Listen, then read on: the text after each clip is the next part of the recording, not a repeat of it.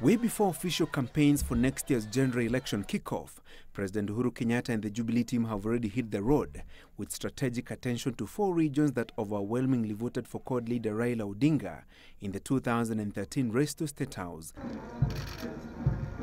In the past week, the President and his deputy have hosted a delegation of Kamba professionals and political leaders at State House, Nairobi, ostensibly to discuss development matters.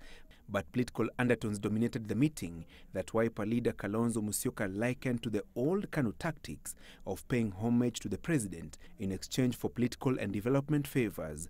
The larger Ukambani region has up to 1.2 million registered voters as at March this year, and it is a slice of this vote block that the Jubilee coalition is eyeing in next year's polls. Sisi hatuyumbi hivi.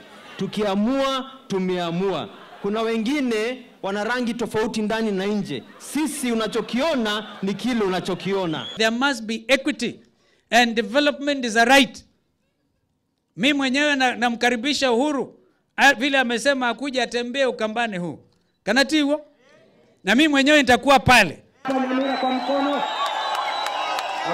Kenyatta and Ruto have also made forays in Kisii and Nyamira counties in the last week with a bag of development goodies and promises, all aimed at warming the hearts of a region that in 2013 voted for Odinga. The Jubilee team keen on improving the 28% average vote it garnered in the larger Kisii region in the 2013 polls. The national roll of voters indicates that the larger Kisii region has close to 700,000 registered voters. Na tunasema 2017 kwa mapenzi ya Mungu. Tunataka tuwe pamoja na watu wa Nyamira. Unajua nini Nyamira mlitupiga tenga kidogo. Lazima tuseme ukweli.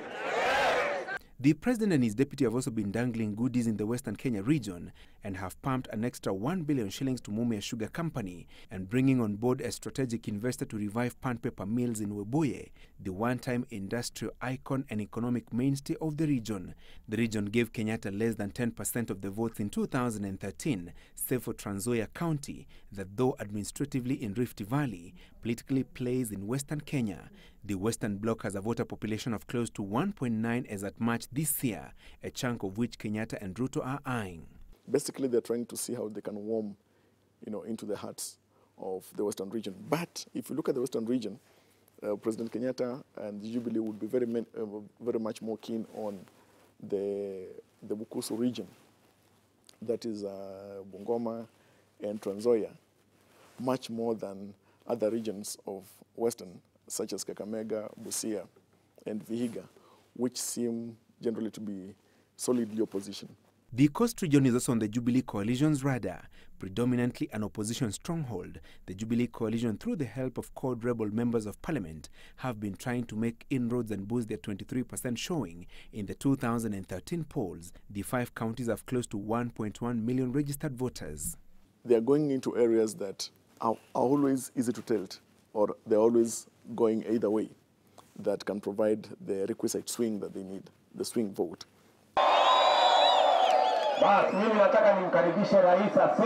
Jubilee coalition insiders and strategists say the duo are also keen on consolidating their traditional political strongholds of Rift Valley and Mount Kenya regions and claw between 20 to 30% of the CORD support base in Coast, Kisii, Western and Coast regions. The constitutional requirement for a winning presidential candidate to garner more than 50% of the votes cast, informing their forays in CORD strongholds. In 2013, the Uhuru Ruto team surpassed the constitutional threshold by 8,000 votes, though CORD contested the outcome at the Supreme Court.